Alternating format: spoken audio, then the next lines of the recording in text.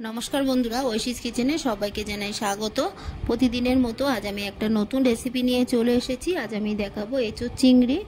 এঁচোড় চিংড়ি আপনারা বাড়িতে এইভাবে খুব সহজভাবে ঘরোয়া মশলা দিয়ে বানাবেন, দেখবেন খেতে অনুষ্ঠান বাড়ির মতোই লাগবে।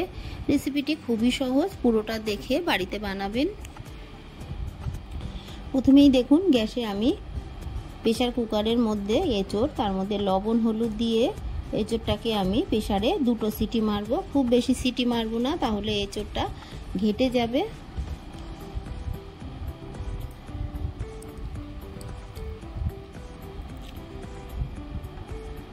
দুটো সিটি আমি এইভাবে মেরে নিয়ে আমি এঁচোড়টাকে জল ঝরিয়ে নেব।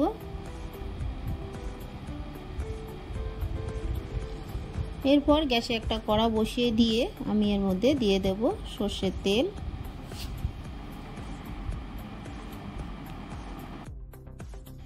তেলটাকে খুব ভালো করে গরম করে নেব।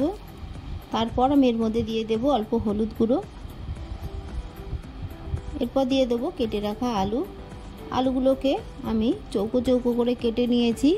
আপনারা আপনাদের পছন্দ মতো আলু কেটে নেবেন। ভালো করে একটু নেড়ে নেব। এরপর এর মধ্যে দিয়ে দেব লবণ, আরও একটু হলুদ গুঁড়ো আমি এর মধ্যে দিয়ে দেব। দিয়ে বেশ কিছুক্ষণ নেড়ে আলুটাকে সুন্দর করে ভেজে নেব।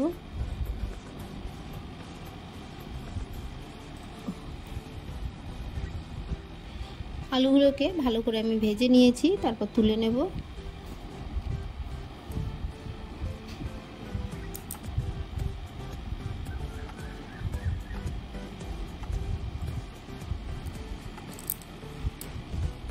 এই তেলের মধ্যে দিয়ে দেব চিংড়ি মাছ।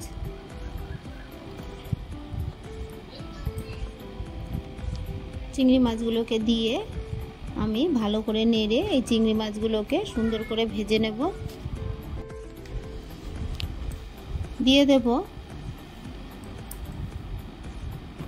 লবণ।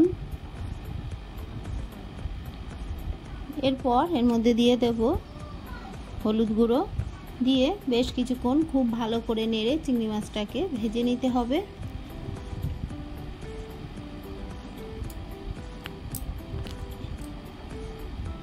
চিংড়ি মাছগুলোকে দেখুন আমি সুন্দর করে ভেজে নিয়েছি।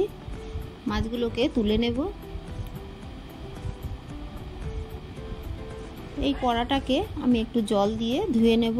কড়াটাকে ধুয়ে নিয়ে কড়াই আমি আবার বসিয়ে দিলাম গ্যাসে। তারপর এর মধ্যে সর্ষের তেল দিলাম। এই তেলটাকে ভালো করে গরম করে নিয়ে এর মধ্যে দিয়ে দিলাম হাফ টিস্পুন গোটা জিরে, দিয়ে দিলাম তেজপাতা। তবে এখানে আপনারা চাইলে গোটা গরম মশলা আর একটু জয়িত্রী দিতে পারেন। দিয়ে দিলাম কুচানো পেঁয়াজ। গরম মশলা জয়িত্রী দিলে দেখবেন এঁচোড় রান্নার স্বাদটা দ্বিগুণ বেড়ে যাবে। অবশ্যই বাড়িতে থাকলে একটু দিয়ে দেবেন। এই পেঁয়াজটাকে বেশ কিছুক্ষণ নেড়ে আমি ভেজে নেব। দেখুন পেঁয়াজটাকে কিছুটা ভেজে নিয়েছি। তারপর আমি এর মধ্যে দিয়ে দেব আদা, রসুন, কাঁচা লঙ্কা, শুকনো লঙ্কা আর আছে গোলমরিচ আমি মিক্সিতে পেস্ট করে দিলাম। এর মধ্যে একটা মিডিয়াম সাইজের পেঁয়াজও দিয়েছি বেটে।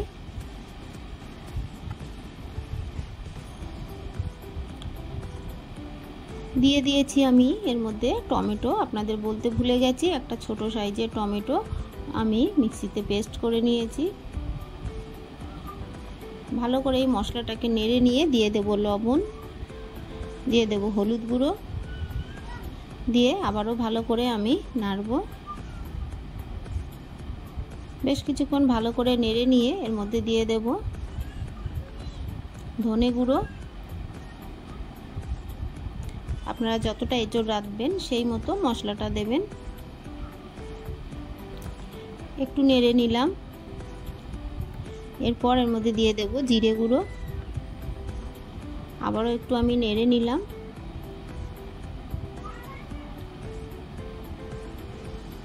এরপর দিয়ে দেব লাল লঙ্কার গুঁড়ো।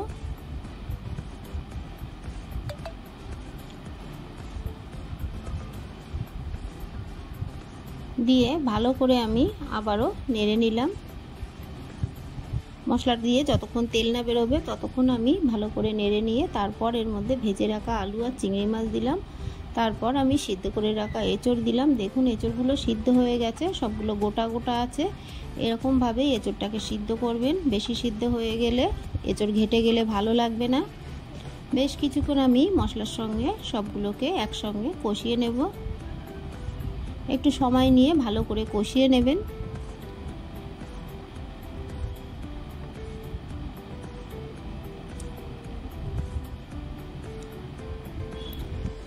ভালো করে কষিয়ে নিয়ে তারপর আমি এর মধ্যে দিয়ে দেব পরিমাণ মতো জল।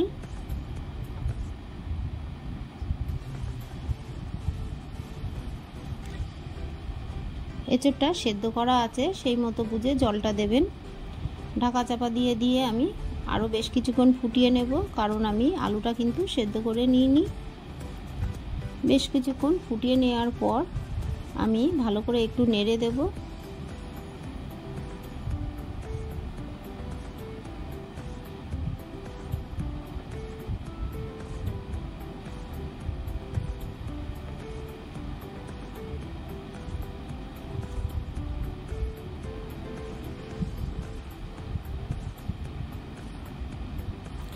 একটু ভালো করে ফুটিয়ে নিয়ে তারপর এর মধ্যে দিয়ে দেব সানরাইজের শাহি গরম মশলা। তবে আপনারা চাইলে একটু ভাজা মশলাও দিতে পারেন। এখানে গোটা জিরে, গোটা ধনে, গোটা শুকনো লঙ্কা শুকনো কলায় ভেজে গুঁড়ো করে আপনারা দেবেন। দেখবেন এঁচড় রান্নার স্বাদ দ্বিগুণ বেড়ে যাবে।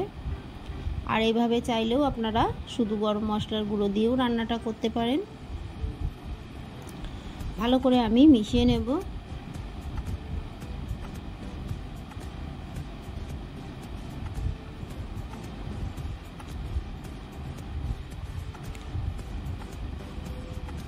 দিয়ে দেব আমি এর মধ্যে একটু চিনি।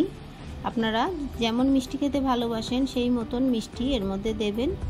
চিনিটাকে দিয়ে আমি আবারও একটু ভালো করে নেড়ে ফুটিয়ে নিয়ে গ্যাসের ফ্লেমটাকে আমি অফ করে দেব। বাড়িতে সহজভাবে এরকম এঁচড় একবার রান্না করে খেয়ে দেখবেন। তবে একটু ভাজা মশলা অবশ্যই দেবেন। আমার কাছে এই সময় ছিল না, তাই দিতে পারিনি। ভাজা মশলা দিলে দেখবেন স্বাদটা দ্বিগুণ বেড়ে যাবে। গ্যাসের ফ্লেমটাকে আমি অফ করে দিয়েছি। আমার এই রেসিপিটি আপনাদের ভালো লাগলে প্লিজ আমার চ্যানেলটিকে সাবস্ক্রাইব করে পাশে থাকা বেল আইকনটি ক্লিক করে দেবেন। তাহলে আমি যখন কোনো নতুন ভিডিও ছাড়বো আপনাদের কাছে পৌঁছে যাবে। রেসিপিটি ভালো লাগলে একটা লাইক করতে ভুলবেন না। রেসিপিটি কেমন লাগলো আমাকে কমেন্ট করে জানাবেন। ভালো থাকবেন, সুস্থ থাকবেন। আবার দেখা হবে পরের ভিডিওয়।